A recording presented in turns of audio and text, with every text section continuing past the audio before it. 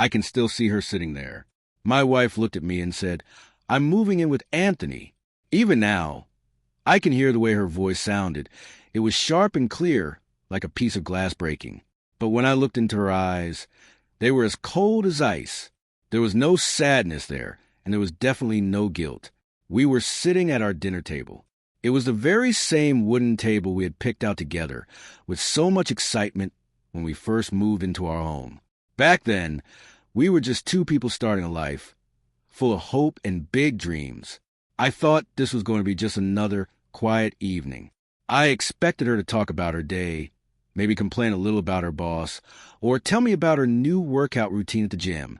Instead, she slowly put her fork down, looked me straight in the face, and said those words that changed my life forever. She said, "I'm moving in with Anthony. We're having a baby together." When the world stands still, for a few seconds, it felt like the entire world had stopped spinning. My wife, the person I had built my whole life around, had just pulled the ground out from under my feet. At first, my brain couldn't even process what she was saying. I thought it had to be a mean joke, the kind of trick someone plays when they're trying to be funny but fails. I actually laughed a little bit. I sat there waiting for her to laugh too, or to say she was just kidding. But her face didn't change. She stayed serious and cold. That was when I realized she wasn't joking at all. It felt like someone had taken my heart and slammed it against a hard sidewalk.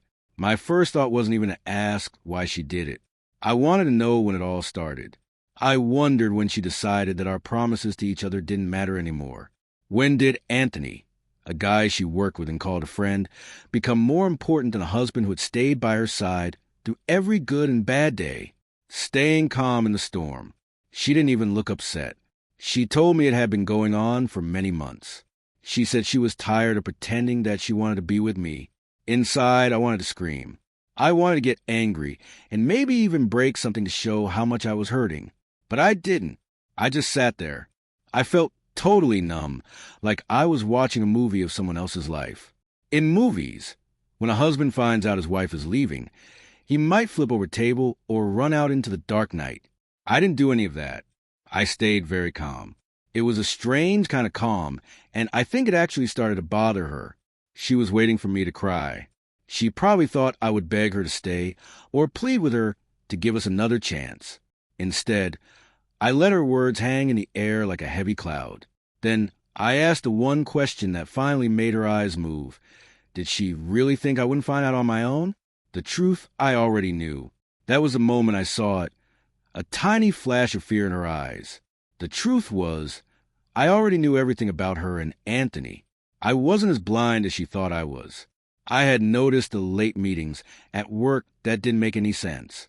I saw how her phone was always in her hand, even when she was sleeping.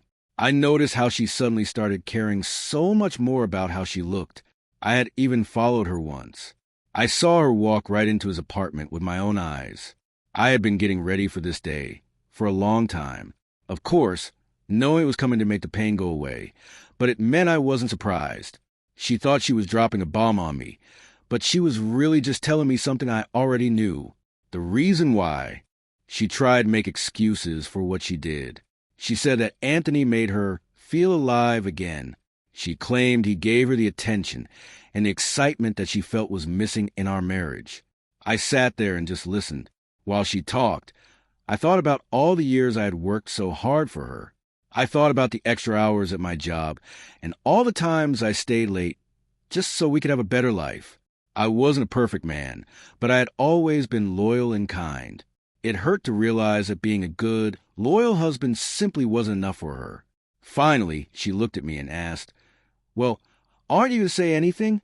My quiet answer. I leaned back in my chair and looked her right in the eyes. I said very quietly and very calmly, "Good luck." I explained to her that while she was busy playing house with Anthony, I had already been talking to a person who helps with the law, a lawyer. Her face turned white. She expected me to be a broken man who was desperate to keep her. She didn't realize that I already had a plan to leave. I told her that I had collected all the proof of what she was doing. I told her the papers for our split were almost ready and that she wouldn't be getting a single cent more than the law said she was allowed to have. Her little dream world fell apart in just a few seconds. Facing the future, tears began to roll down her face. But they weren't tears because she was sorry for hurting me. They were tears of fear. She was suddenly scared that the safe, comfortable life I had given her was going to disappear. She started to worry that Anthony might not be so happy to take care of her once the real bills started coming in and life got difficult with a new baby. She begged me to talk more and to change my mind. I just shook my head slowly.